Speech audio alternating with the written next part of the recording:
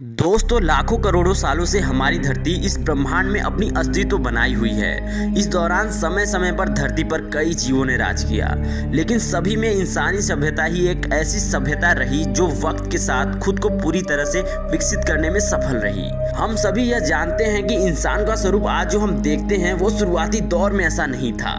मानव विकास की कहानी आज से लगभग 20 लाख साल पहले शुरू हुई थी, जब होमो सेपियंस और चिंपांजी का वंश एक दूसरे से अलग हो गया। हालांकि चिंपांजी को इंसान के पहले पूर्वज के रूप में देखा जाता है, लेकिन हमें विकसित होने में कई लाख साल का समय लगा है और इसी बीच मानव प्रजाति के कई पूर्वज रहे जिनके बारे में शायद आपको जानकारी ना हो।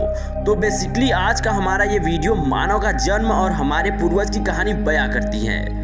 मानव विकास की शुरुआत आज से लगभग 20 लाख साल पहले, जब अफ्रीका में फल खाने वाले असामान्य बंदरों का विकास हुआ। पेड़ों पर उछल-कूद करने वाले ये जीव फल खाकर अपना गुजर बसर करते थे। इनका आकार एक दूसरे से काफी अलग था, क्योंकि ये मेमोसिड और गोरिल्ला जैसे अलग अलग प्रजातियों से ताल्लुक रखते थे। ये 4 पैरों पर चलते थे। इनके ऊपरी और निचली लिम्ब समान आकार के होते थे। इन असामान्य बंदरों के अवशेष उत्तरी अफ्रीका में मिलते हैं, जिससे हमें इनके शारीरिक बनावट का पता चलता है।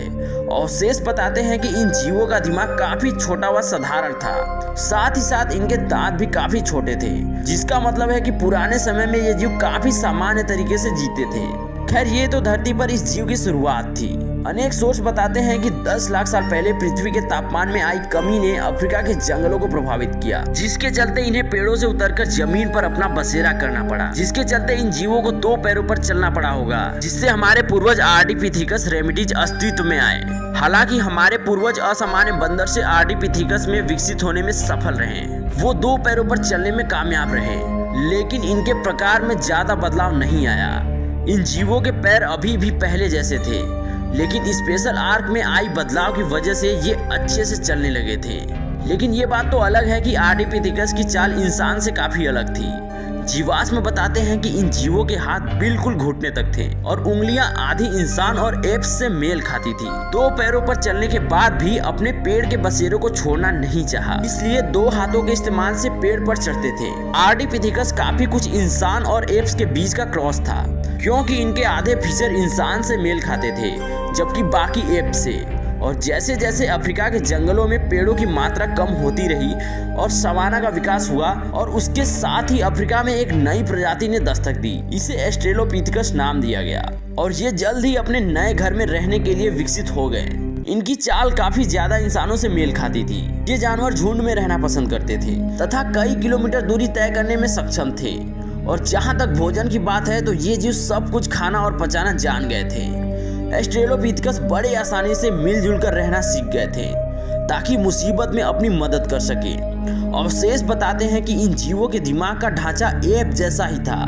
पहली नजर में देखकर इनमें इंसान के गुण का पता लगाना बहुत ही मुश्किल है, लेकिन ध्यान से देखने में हमें यह पता चलता है कि इनके दिमाग का आकार आर्डिपिथेकस से बड़ा होता था। और यही ऑस्ट्रेलोपिथेकस समय के साथ बदलते गए और आज से 3 लाख साल पहले इंसानों की पहली प्रजाति धरती पर दस्तक दी। इस प्रजाति को वैज्ञानिक ने होमो हैबिलिस का नाम दिया।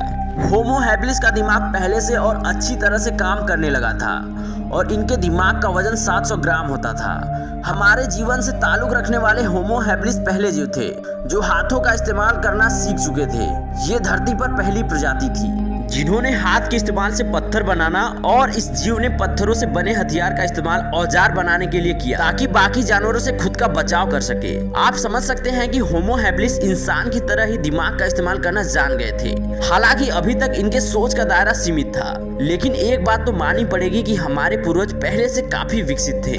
पेड़ का जीवन भले ही आसान था, लेकिन घूमना फिरना ही इंसान के लिए आकर्षण का केंद्र बना। शायद इसी भावना से होमो हैबिलिस केवल अफ्रीका के जंगल तक सीमित नहीं रहे और आगे बढ़ते गए। हालांकि इस दुनिया में खुद को जीवित रखना मुश्किल था, लेकिन तेज दिमाग हर मुश्किल का समाधान करने के लिए काफी था। हालांकि होमो हैबिलिस के अवशेष की बनावट कुछ ऑस्ट्रेलोपिथेकस से मेल खाती थी, लेकिन दिमागी हिस्सा इंसान की तरफ विकसित हो रहा था।